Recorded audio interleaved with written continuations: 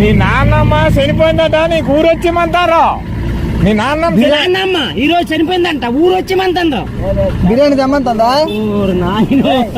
మీ నాన్నమ్మ చనిపోయిందట, మీ నాన్నమ్మ చనిపోయిందట వచ్చిమంటారు.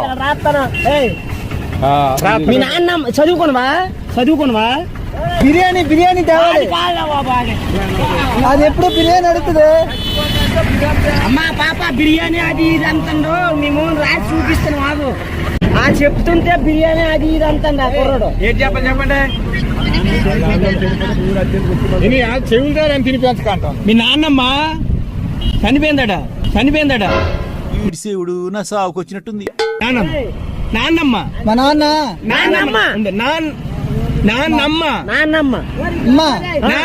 నాన్నమ్మ